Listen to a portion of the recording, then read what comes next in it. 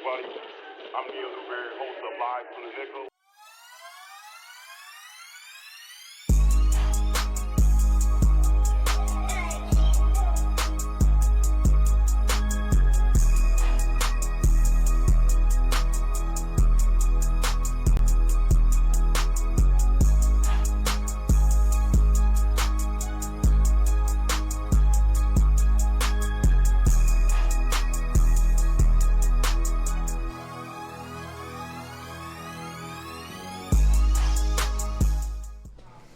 What's good, everybody? I'm Neal Newberry. Welcome to another episode of Live from the Nickel. I got a good one for you guys today.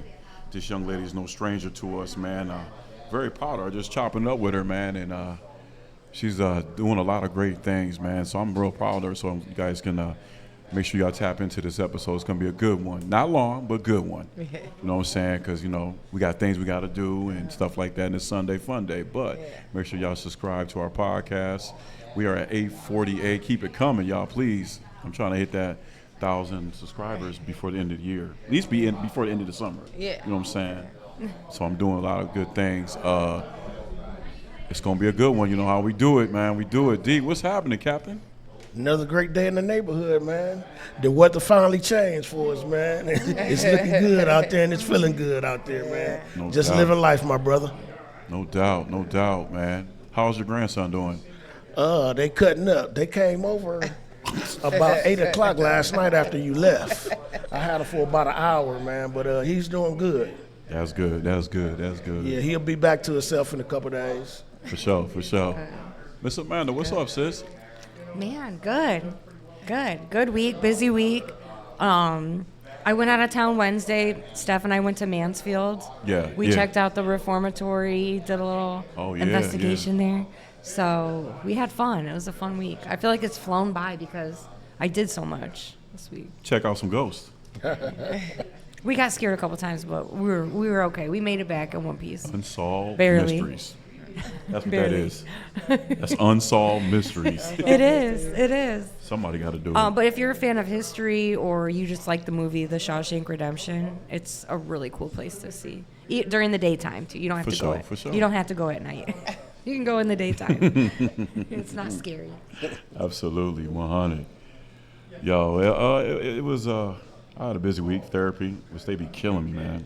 But other than that, it was good. I mean, except for yesterday. But we not gonna really. I'm not really gonna elaborate about yesterday. We just got to do better as a city and get these young folks together, man, because we can't be having festivals that's been around for a long time.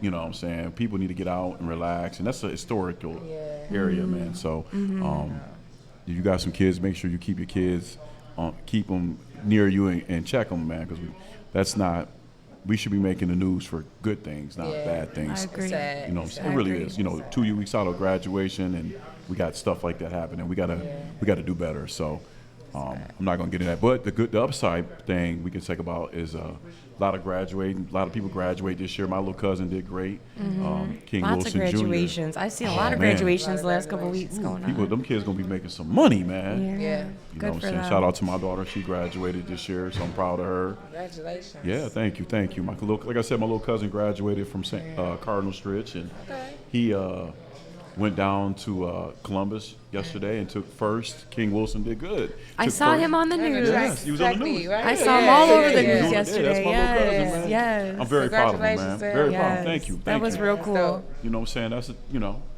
I'm very proud of him. His dad's doing a great job with him. His mom's doing a great job with him. And went down there, did the 200, won it.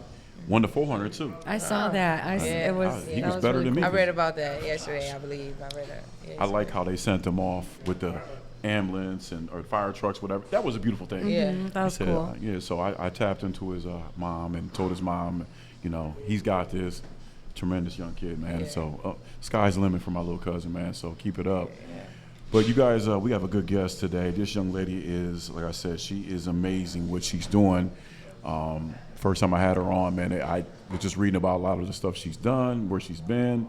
Her journey to where she's at today is immaculate. I'm not going to go into her journey, but I tell you what, having her own podcast, tattooing, which she's very good, actually. I mean, very good. Yes. Y'all need to get at her. Y'all need to hit her on Facebook or IG because she's very good. And then on top of that, being an assistant coach at Owens, doing great things this year. She got married. Engaged, I'm sorry. Wedding coming soon, though. Wedding coming soon. You heard me. You said coming soon. It's just a beautiful, she's having a great year, and that's great. And just to see her upcoming is just a beautiful story about who, we have on the show. So, if y'all don't know who I'm talking about the one, the only Taylor Works. What's up, Taylor? What's up? How everybody doing? Yeah. Oh, man. Good to be back. Oh, man, it's good to have you back. But just before we get into that, Nick, let me get that package. I gave you a hoodie last time, and we got a new logo, so I, give you a care package. Look at that. You know what I'm saying? Keep it nice with it, and then I need your John. When you get done looking at it, the back is different now. The back different? Oh, we had the city on the back. The city was nice on the back, but we just we're trying to get a little fancy with it. I like that. Mm-hmm. I thank you. I appreciate it. You're welcome. I sported the hoodie. I'm a sport the shirt too. Yes. Okay. It's good weather outside this week. Might throw it on this week. There you never know. I'm definitely gonna have to come see you first. I want to get one more tattoo.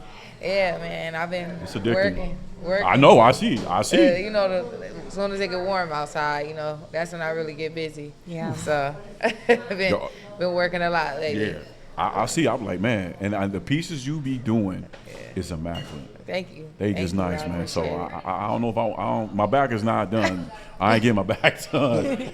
I'm not getting the back done. I don't want the smoke. You can get one for your 50th, like Get one for your 50th and be like a commemorative. Like you'll never forget it, Yeah. A gravestone when you get. I can't believe I'm gonna be 50. It's kind of scary, actually. It's scary. I think that's. No, I think don't it's a be beautiful scared. thing. I don't think it's scary. It is, but it's. God allowed you to live that long. Absolutely. That's how I look at it too. You live that long as a black man. Yes. Successful black man. Absolutely. You got a lot going on. Your kids are healthy. You Absolutely. healthy. Yeah. I mean, besides your knee, but again, you're still blessed because you can still walk, right? Mm-hmm. So I tell when people ask me how I'm doing. Make it to 50. Yeah. It is. Next year will be 50. I think you should be scared. And you don't look bad. I think the most important thing about it is when you hit that, it's a milestone, right? Yeah. So how do you feel? Like, people ask me, how are you going to feel about that? I was like, I don't know. You know what I'm saying? Like, it goes back hand to hand. I understand what you mean, because I just turned 30 in April. 30. I remember the 30. At first, I'm like, dang, I'm getting older, and you think you're supposed to be further, or you think you're supposed to be doing this or doing that, haven't had biological children yet, I'm engaged now, but I didn't get engaged until like the week of my birthday, so I didn't know I was going to be engaged. So I'm thinking before my birthday, like, I'm not married, so there's a lot of thoughts that go through your head. But I also was thankful that I made it to 30. I mean, with the things that I've been through in life and, the neighborhoods I grew up in, Absolutely. The people I've lost, I'm still here. Absolutely. I have a great career, I have a business, I have a great family. Again, I'm engaged. I have a great stepson. I mean, things are amazing, even though I feel like I should be further or things should be different. Right. I'm getting older. I want to do this. I want to do that. But, like, I don't think getting older scares me anymore because I feel like in my 20s, I thought I was grown. I'm thinking, I'm grown. I'm grown now, and I still feel like I'm growing right now. I still feel like I just reached the stage of an adult, and I feel like the older you get, the greater things get. I feel because you learn so much. Yeah. So I've met so many people who are like, my 30s was my best years, or my 40s are the best years, and I meet people who 50 and they like, I'm just reaching the peak, of what I got going on. Absolutely. So even though it feel like, dang, it's scary, you're nervous, you don't know what's coming. I mean, it's a blessing. So like the older you get, the more blessings that come, I would say. I mean, because sooner or later you be a granddad and. Oh man. Oh yeah, you know what I'm saying? That's coming next. That's gonna be next. You'll be able to, Yeah. I just want to embrace the 50 first. Embrace it. I know my daughter's they most likely gonna have kids, but getting older is not scaring me. I just hitting the 50, turning the 50 ball. You like, it's real. It's real. And you know, and it's nice when I go to therapy. People say, you don't even look like you're 50. Well, thank you. I appreciate that. Yeah, that's what I mean. You look good. You know. Yeah, I dye my beard. Crack, you know. Yeah, you look For good. sure. I make sure I put that Vaseline on, or excuse me, not Vaseline, cocoa butter. Yeah. I keep that on there, man. I keep that on there, man. So moisturize. Skincare is important. Moisturize. I just posted about that. You got to make sure you take care of your skin, man. Take care of your body. Absolutely. I've been really focused on that lately too. So I go on like 3-mile walks every day. Damn. Around that, yeah. I ain't doing that. Don, you doing that? I'm still young, you know. Yeah, you good. So 3-mile I get my walks is 3 miles in with my dog, and you know, I pray. I don't play music. You know, a lot of people have music in their ears when they like. You know, I don't play music. It's just silence. Okay. You know, I make sure I walk during the day where it's, you know, early. Okay. You know, not a lot going on. That's the best way to do it. I just get my prayer in, walk, get some peace and quiet, get my 3 miles in. Read the word. Know, Read the word. And then I do an ab workout at home like 3 days a week. Okay, ab workout? Like 3 days a week. Because, you know, I do a lot. So I tell myself, like, I don't really have time to go to the gym. And it was an excuse for so long that I'm like, dang, I'm getting unhealthy. I'm getting out of shape. So I'm like, you know what? I'm going to just use this. I'm going to, you know, use what I have. I got a nice house. You know, I moved into a house. And I live in a nice neighborhood. So I figured, you know, I got a yoga mat and some weights at home. And I got a nice neighborhood to walk around. So I get my 3 miles and ab workout in. And it worked just fine. Drink my water. You see me, lemon water all day. Exactly. Yeah, so I think that walk is amazing, though. I love that walk. You know, at first I was like, I don't think I'm going to be able to do it. I was walking 1.5 miles, and then now I do 3. So Congratulations. It's all good. Miss Amanda, go ahead and start. You can start off with a little questions. Okay. You go ahead. Women All first. right. Thanks for catching us up a little bit and let you know what's been going on. Let us know what's been going on with you, because you've been very busy. Always. Definitely. Well, we said that last time too, though. What's something that your new players need to know about you and your coaching style?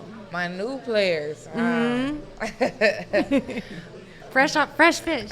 I would say they need to know that my main concern is effort and work ethic. I cannot coach those 2 things. I can't teach you those 2 things. Exactly. That's something that has to be inside of you. You have and to I have feel it. like we've lost sight of that a lot in this generation. And as coaches, you know, because the generation is changing, there's a lot of coaches that I learn from or that I'm around, and they always say, you know, you can't talk to the kids like this, or you can't say that because the parents ain't. And I feel like, but that's why the kids are the way they are. Exactly. That's why the culture's changed. Yeah. People aren't being honest. Everybody's worried about whose feelings are going to get hurt. And like when I was getting coached, they didn't care if your feelings was hurt. Absolutely. Like, okay, go cry about it and then get back out here and work hard, you know. So to me, it's like, I just want somebody who gonna work hard, who hungry. Like, you gotta be hungry for this. Like, you this need to can't want to be something there. that, oh, this is just something I'm doing to get me through school. It has to be like, this has to be something that you deeply care about. It has to be something that, you know, I have to do this. Absolutely. I won't survive if I do this. I won't eat, live, sleep. You know, if I don't do this, I don't feel right. You know, I want those type of players. I need them to be, you know, I need them to want it so bad that they feel like they'll die without it. You know Absolutely. what I'm saying? They need to have their passion for it. Everything else will be easy for me to coach you. It will be easy for me to teach you because you already want it bad. So I know I won't have to tell you, do this drill, and then I have to tell you, go harder. You go already. You already okay, do she it. told me this the drill I got to do. Now I'm going to do it, and you do it to 100%. You know, you give 100% to everything I ask of you, and that's on the court, off the court. You know, that's as a person. I feel like just like what happened yesterday, these kids aren't getting told, you know, aren't getting raised anymore. They're just, you know, well, I'm gentle parenting, and like, I didn't get gentle parenting. I turned out just fine. You know what I'm saying? I mean, like, it's levels to it. So it's like, yes, you know, growing up, a lot of our parents didn't really, you know, talk about mental health and stuff like that. I think it's great that we're doing it now. Very true. But I also think we shouldn't make excuses for these kids I to agree. let them act out, oh, well, I had a bad day because my mom yelled at me, and like, I don't feel bad though. Like, My mom yelled at me every every morning. That's your mom. That's your Right. dad. That's They're what she's supposed to do. raise you. That's, You know, if you're not doing what you're supposed to do, they're going to hold you accountable, and nobody should feel bad for you about that. Absolutely. You know? I think that we're losing sight of what we're supposed to do as mentors, as parents, as coaches. Amen. You know, I cannot coddle you and prepare you for this world. Absolutely. Because going into this world, they're not gonna. Your boss is not gonna Yeah, coddle that's you. not gonna They're happen. not gonna call you and say, "Are you having a bad day?" You don't have to come in. No, you have to come in. You have to clock in like everybody else. You're not gonna get paid. So now you having a bad day makes you not only lose your job, but now you behind on bills. Now you can't take care of yourself. If you got kids, you can't take care of your kids. Absolutely. You know, and it's a domino effect. So it's like if we don't do what we're supposed to do as mentors, as coaches, as parents, as leaders, this is what happens. Absolutely. Things like yesterday This is happens, and you got the dropouts, result. and you get kids who I left that school because they weren't giving me the playing time I deserved, and Right. they treating this player the same way as me. But I mean, I had to tell a few players on my team past season, like, you're not bigger than the program. Absolutely. You are not bigger than the program, and a lot of them had an attitude of where it was like, I'm not doing this, or I'm not doing, well, such and such doing this, so you're not bigger than the program. At the end of the day, we're all in the same space, from the coaches to the players. We're all at a D3, D2, JUCO, junior college, right? Playing basketball. So if we're all here for a reason, which means we all have growing to do. We're all in this space because we worked hard to be here, but also we clearly need to develop as coaches and as players. So when you act bigger than the program, it's like you're holding back the growth of yourself and others. So I had to let them know, like, you're not bigger than the program because you're here. If you were bigger than this program, you wouldn't be Yeah, a you part wouldn't of even this be here. program. You know what I'm saying? So Exactly. I feel like I need kids who understand, all right, this is where I am, this is where I want to go. Yes. So, like, let me not focus on the fact that this is where I am. Let me work my way up so I can get to where I want to go and where I want to be. The same for us as coaches. You know, the coach I coach under, God bless his heart, you know, he coached me. And, you know, he always says, like, you know, I want to make sure that y'all get to where you want to go. He's happy with where he is. He always says, I'm retired here. You know, I don't have a desire to go be bigger, but y'all do. So It's my job to put you in position to get to where you want to go. And he says that all the time. He like, I might be here in a couple years, but I don't want you to be here in a couple years, you know. So I feel like that's us as coaches too. We want our players. Yes, you started a JUCO. Yes, you started D3. But eventually, if we can, we want to get you D1, D2 for a year. You know, fully paid. You know, full scholarship. So if you come in with a work ethic of this is where I am, but this is where I want to go, and I'm gonna work hard to. Nobody's gonna have to force me to work Absolutely, hard. I'm gonna right. do it because I want to work hard. I want this for me. You need to And want when it. coaches and parents want it more than you, you're never gonna get to where you. Absolutely. That's You how it can't is. push somebody to have that mentality that they don't It just have. has to be in you. So that's what I feel like my new players coming in should understand. I'm going to coach you hard. I'm going to push you past your limits. You're going to be uncomfortable, but it's all for your well-being. It's all for your the good of benefit. you, for you, Absolutely. you know? Well, on the counter side of that, what's a piece of advice you'd give a young coach who would like to follow in your footsteps to get to where you're at? Be humble and be willing to learn. Oh, I like that. I like that. Yeah. You know, a lot of times we go into stuff and we think we know everything, and it hinders you from learning. And, you know, I learned that this season. You know, I thought I knew a few things, like, oh, maybe we should do it this way or this way. But I'm coaching behind somebody who's been coaching for over, 20 years. You know what I'm saying? Coaching at the college level over 13, 14 years. You know what I'm saying? Winning championships. He has rings. He has players who went D1, D2. He has players who won national championships. He took me to a national championship. You know, so being under somebody like that, there are moments where you have to realize, oh, wait, okay, I might know this, but he's clearly knows more than what I know, you know? So you have to be willing to be humble enough to understand, okay, I have to sit back. I have to learn. In this moment, let me watch what play you want to run. Let me see when you call a timeout. Let me watch how you run a practice and how you handle this player or that player, because now I'm learning from you. And also, I have to pay attention to when you make a mistake so that I don't do the same thing. And I think that I learned so much from him watching the way he handled certain situations and certain players and the plays he called win and how he played against certain teams. I feel like when you come into coaching, and I learned this also, like, as an assistant coach. I did a coach's clinic with Coach Yoster at Ole Miss, Coach Yo at Ole Miss. So I did a coach's clinic with her. It was about 500 of us 500 of us on a Zoom call, and they were just teaching us how to be good assistant coaches. And I think that, you know, that's important too, because of course, as an assistant coach, there are some who want to stay an assistant, right, and then there are some who become an assistant so that they can have a head coaching job. And I feel like a lot of times when you're an assistant who want to be a head coach eventually, you forget that your first job is to assist. Is to be an assistant coach. It's to assist. So I feel like coming into coaching, you have to be humble enough to be like, I have to put my time in just as well as every other coach. I have to learn just as much as every other coach. I can't just come in and think I'm going to run a program and do everything right, because it's trial and error, and you can only learn from what you see. I feel like, yes, some people are, you know, you can take in a lot of information, but I'm a visual learner, so I have to see, I have to feel, I have to experience. I could write something down, but you know, I have to experience what it's like to do this in order for me to go where I need to go. Like, there was a few times this season he let me run practice by myself, you know. There was a few times he let me put in plays. There was a few times he let me put in defenses, you know. And I think that helped me. But I also, there was moments where I had to assist him, and I had to help him with the player, help him, you know, with the practice, and I had to stand behind him, you know, and have his back with parents or with players, you know.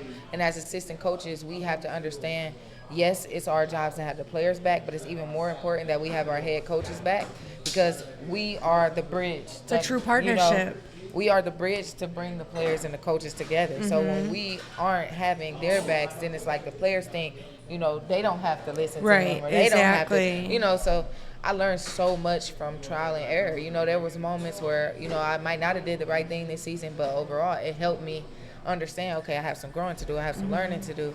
But I think that being humble and, you know, being willing to learn and listen, because a lot of times it's people in this generation, in this time, everybody want to have something to say. Everybody's got I think that sometimes their own point of view. To shut up. It's okay to shut up and listen. It's okay to just take it in. You know, just be quiet, listen, observe.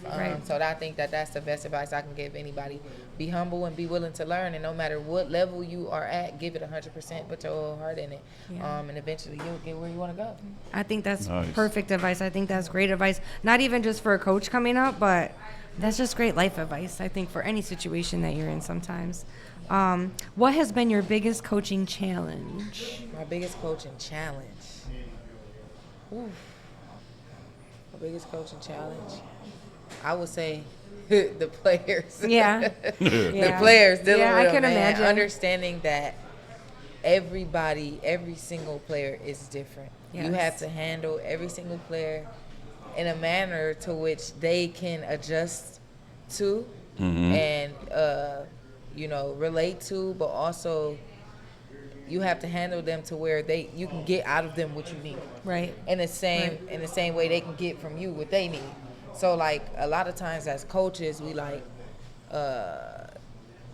it's the player-coach relationship is like they supposed to listen to me, they supposed to do this, they supposed to do that.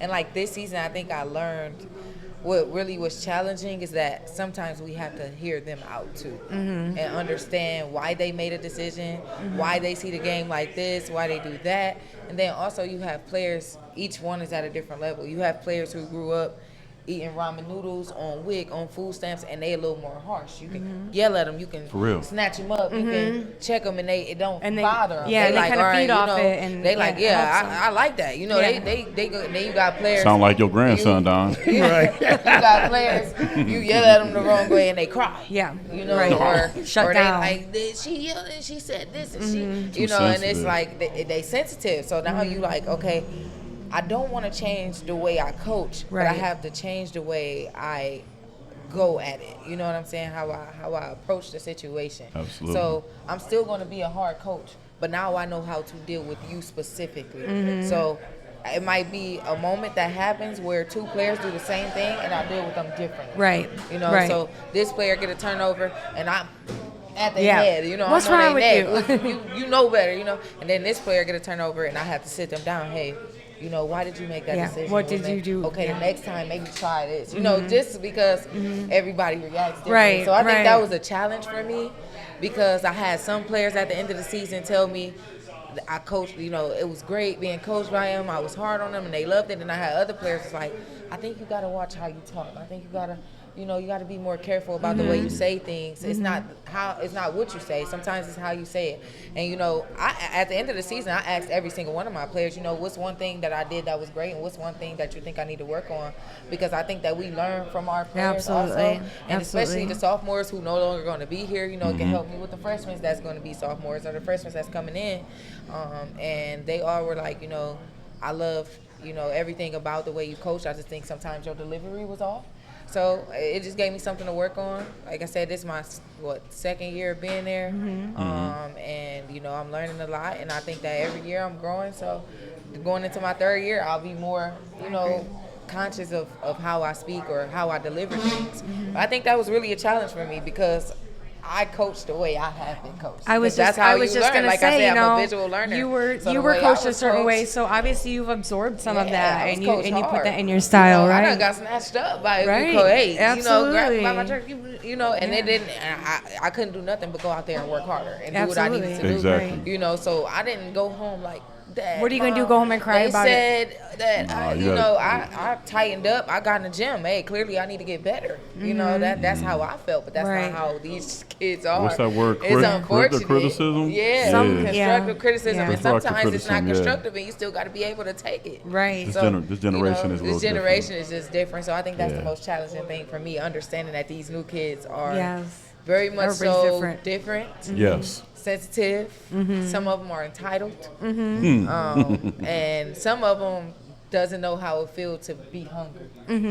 You know, like I say, you got the kids who are on WIC food stamps. Like, they hungry for a different life, a better life. Like, they want it so bad to break generational curses and be different from their family. So they going so hard. And then you got players who will be like, I'll leave, I'll go home, I'll quit. I don't care. Because they don't care. Like, they don't have to fend for themselves like the other players do, you know. So it's a little tough. It's very different. But that was challenging for me, I would say.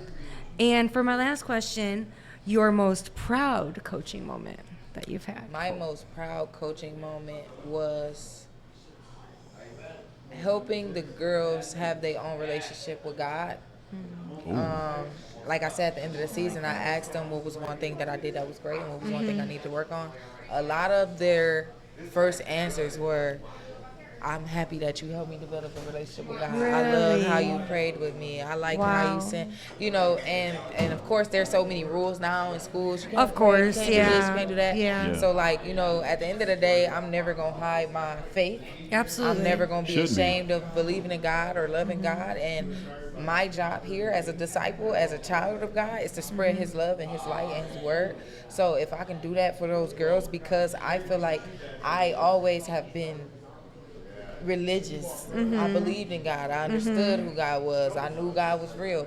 But having a relationship with God is different. And my relationship with God, I just started that 3 years ago, having a deep relationship with God. So I can only imagine how my life would have been or the decisions I would have made if I was their age and had a relationship with God and understood what that meant. So I think that me passing that on was probably the best thing I could have did for them, because it may not take right now. It may not hit them right now, but eventually they're going to look back and be like, I'm so thankful that I got to experience that. And now I have my own relationship with God, and now I know this scripture, and now I know how to read the Bible. And I bought them, you know, for sophomore night. I got everybody, you know, biblical journals and, you know, devotionals for women, you know, and I think that that's the most important thing I can give them. I can teach them everything they know about basketball. I can run 1,000 plays. I can help them with schoolwork, but helping them get through life and having God as their stone, you know, having their faith be strong, I think that that's more important to me than winning any game, winning any championship, sending anybody to D1. Like, that's very important to me. So I think that's the best thing I did for them. I think that is huge, you leaving them with that. Yeah. I think is super important. And like you said, maybe not everybody took to it, but I think definitely some of them did, because they thanked you for it. And some of these girls might never have had that experience in their life before, and you brought that to them. So I think that's very special. Absolutely. It's very special. All right, Mr. Don. All right. Neal touched on this before, but I have the... You stole your question. No.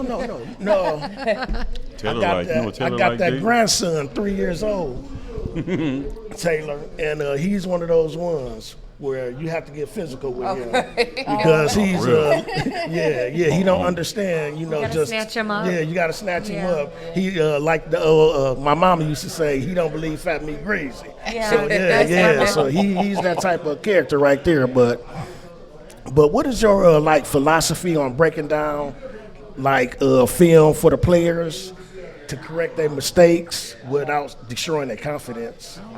That's a great question. I think that this season we had so many games. We had very few film sessions, but the film sessions we did have, I think that us as a coach, you have to make sure that you don't tear down confidence, but you also are able to teach. So I think that in film sessions, when it comes to film being able to do that, it's more so, yes, you point out their mistakes, but instead of just, because I'm big on solution. So like, I'm gonna tell you about your mistake, but I also have to be in a position to give you a solution. So I think that when we breaking down their mistakes, we're like, okay, right here, you did this. What should have happened is this. What you did do that was good was this in this moment. So I think that it gives them a piece by piece, okay, this part was good. This part I shouldn't have done. This is the part I can do in that moment. So I think that if you give them all of those points, like, okay, hey, you drove to the basket. The drive was aggressive. Here's where you messed up. You drove into 3 people, okay? You shouldn't drive into 3 people. Here's what you can do. You can jump stop, kick out, reroute, relocate. Get the drive off another swing, and then you drive, and now the floor is open for you to have an open layup, and you can drive all the way in. Or you jump stop, you get this kick out to a shooter, and now we got an open 3. Because you drew attention to yourself, and now you got a nice kick out. But when you drive into 3 people, now here we go in film. I would just say as an example, okay, now we got a jump ball because you drove into 3 people. Right. You got a charge called on you. We turned the ball over, whatever the case may be. But like I said, if we make sure that they know, okay, this mistake was aggressive. So you threw this pass, you tried to throw the right pass, but this is why it was wrong. We just make sure that we let them know, all right, this was the good part, this was the bad part, here's what you can do, this is the solution. So I think that having a solution and letting them know that aggressive mistakes are okay. It's okay. And one play does not define you as a player, and it does not define how you play that entire game.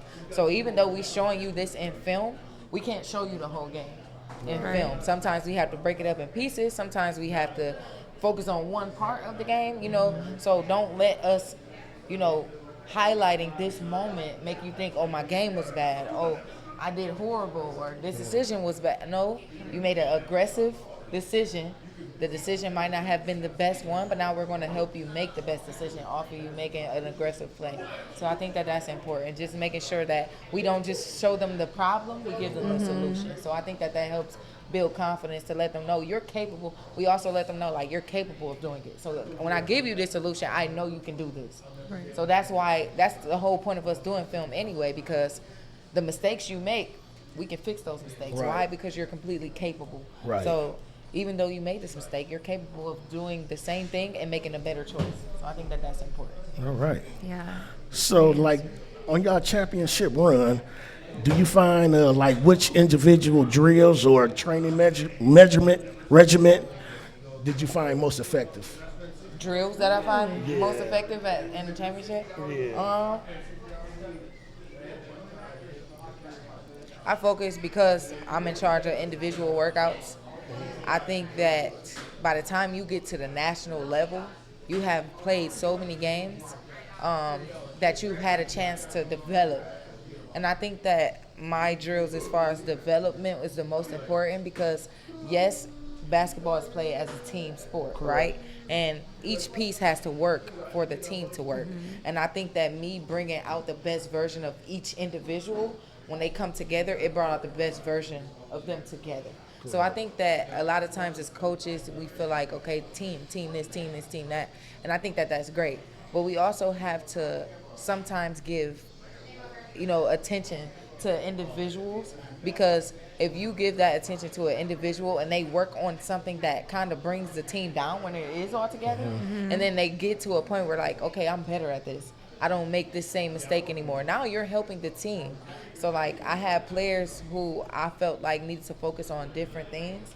So I would do individual workouts for them to focus on different things so that when they came together, all the pieces of the puzzle made sense. So I think that I would say my individuals was probably like the biggest thing that helped everybody come together as one, I would say. All right. Can you tell me like some unseen daily habits? Unseen daily habits Yeah, for players? Yeah, for the players, For the you know. Unseen. I like that. Unseen Unseen daily habits. Yeah, Good I mean habits? that you Is have that to, what you're saying? Like either or, good or bad. That maybe you have to correct or. I would say, okay, a lot of times, you know, coaches talk about on the court, off the court, like being late, like being on time is being late. And a lot of that is bad habits. Like you showing up, you pulling up 5 minutes before practice, and you jogging in. You didn't have a time to get your mind in a space to be prepared for practice. Right. So now as practice going, you having a terrible practice because you just ran in here. You just parked 3 minutes ago, and you threw your stuff on, and now your mind is wherever you were before you pulled up. Right. You know what I'm saying? You didn't get to prepare yourself mentally for what you're about to do. I would say that's one bad thing. So all players, I don't care what level you at, please hear me. So Being on time is being late. Show up early. Get your mind in the right space. I like that So philosophy. can you tell me a good habit I was as about far to as get the, there, too. A good to habit? compete? Yeah, to compete at the highest level. A good habit is the good habits that I saw in my players this season. There would be practices where it would be so competitive, they would hate each other after practice. You know, like because I yelled at them at the beginning of the season, like, you know, when you come in here and you're lazy as an individual, you're not helping your teammate get better. Yep. When you playing lazy defense, you're not helping your teammate get better. When you're missing layups, when you're not trying to get offensive rebounds, when you're not boxing, you're not helping them get better. So there was, like, after I gave that speech, there was practices like they're knocking each other on the floor. They, you know, elbowing each other. It's getting so intense. And I think that those are the best practices because they leave there, they leave there frustrated, but they leave better. And they've gotten better. And they exhausted because they just tortured each other for 2 hours of practice, you know. So I think that the good habits is when they come in and they ready, like, okay, you my teammate, but I'm about to give you the business for this next 2 hours because I have to get better and you have to get better. Those are the greatest habits you can have, coming in and understanding I'm practicing for me, but I also have to practice for my teammates. And I can't help them get better if I'm not getting better myself. Correct. So I think that's the best habit to have, to go and practice and really make your teammates work. I like because that. They know you're not going to go play against another team and they be like, let's take it easy on them today because they probably tired. They probably had a rough day at school. And nobody cares about that. On that another ain't team, happening. they like, we about to whoop you. We putting belt to ass. Yeah, You know absolutely. what I'm saying? Excuse my language, but that's what they thinking, you know. You good? We putting BTA. Yeah. So they not thinking about how bad your day was or what your exams was like or what your mom said to you this morning. They like, shoot, I'm about to get this dub. I'm giving you 30 today. Yeah. That's how they think it. So in your mind, you got to think you're not even scoring today. You're not even touching the ball. If you want the ball, it's gonna be blood, sweat, and tears for you to even go catch the ball. Yeah. Like that's how I want your mindset to be. You know. So there was practices where their mindset was like that. Like you can't even score today. You're not getting a layup, a free throw, an assist, nothing. Like you know. So I think that that's the best habit to have, to go in. Like I'm getting better today, and I'm making my teammates better. I like that. I agree. Neal, it's on you, buddy. Well, y'all answered everything I was going to say anyway. So it's all good. But, you know, like I said, a short, sweet one. But, like, just catching up with this young lady is a beautiful thing. But I can't wait till you start coaching. I mean, my biggest question to you, my big question to ask you is when are you going to move up to be a head coach? Because you have all the tools. You have everything to be a head coach. Or is it just – are you kind of waiting, or are you just kind of want to? It's not that I'm waiting. I think that when God calls me to that space, I will be there. I honestly feel like I said, it's always room to grow. Yes, it is. But Absolutely. if I'm presented the opportunity to be a head coach right now, I would step into it wholeheartedly, confidently, and I will make sure I have the right people around me so that we have a successful program. My ultimate goal is to be a head coach at the D1, D2 level. That's that's my ultimate goal. Okay. I want to be a head coach, and I want to do it for a long time. Well, it's coming. You know, it's coming. I can see. And I feel like God is preparing me for that right now as an assistant, and I feel like He's putting me in position to see what it's like to run my own program, so that when I do get there, I don't have to fail to succeed. Absolutely. You get what I'm saying? I don't get it. have to have a bad, a bunch of bad seasons in order for me, or get fired, or get moved down, or pushed over in order for me to have successful seasons. So I think that right now, that's what God is preparing me for, mentally, physically, spiritually, emotionally, financially. Okay. And I think that at the appointed time, God gonna put me exactly where He needs to put me. Absolutely. The coach I'm coaching under, he's actually, he's talked to me about it a few times, and again, that's on his time, whenever he's ready to step down or retire or whatever, That's a sign. I love coaching with him, so I don't mind however long he stay, I know that's but, right. when he ready to pass the torch, I'll be more than willing to take the torch. And if it happens for me somewhere else, that's a beautiful thing too. Like I said, he's very, very supportive of his assistant coaches going bigger. That's a good thing. He does not hold us back. He's not trying to make us stay. Shout out to Coach Perry, Coach Stephen Petty. I love you. If I haven't said it before, I love you, Coach Perry, for giving me the opportunity and putting me in position to go bigger, go harder. So I don't think he'll hold me back if I ever did get an opportunity to go be somewhere else, because Sharice Euless coached under him. She at Eastern Michigan right now. Before that, she was at Canisius. She's done what she needed to do, and he's and her first college coaching job was at I believe it was Detroit. It was Detroit, then it was Detroit, Owens. then Owens, And I think Detroit, she was a grad assistant, if I'm not mistaken. I think you're right. So her first, being able to, do more, say more, was Owens, and then now she where she at, she at D1 level. She doing good. And I'm sure sooner than later she'll be a head coach, She coming. got all the tools too. I know it's coming for her. And, being under her, being coached under her, having somebody who, I talk to her all the time. When I got questions, I ask her. She sent me a whole bunch of. She actually the one sent me the Zoom call for me being for cool. Coach Yo. So Cool. she definitely also tries to help me get in a position to be a head coach on my own one day, or be at a bigger level as an assistant, whatever the case may be. She's but a tremendous like I said, individual. I think that it's coming soon. Me being a head coach is coming soon.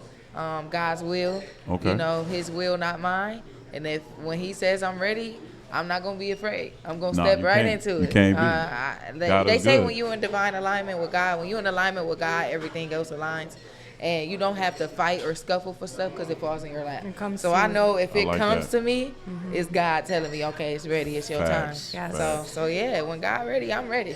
All right. Well, we gonna be ready. Stay ready, so we ain't gotta get ready. Yeah. Stay ready, so you ain't gotta get ready. Yeah. Well, Taylor, it's good to have you on and catch up with you. Like I said, I've been watching how you're doing things on Facebook and everything. You're doing a great job of that. Keep doing what you're doing, man. I can't wait till you become a head coach, because I feel like you are ready. And like you said, when God presents it, you'll be ready for it. Yes. So just keep doing what you're doing.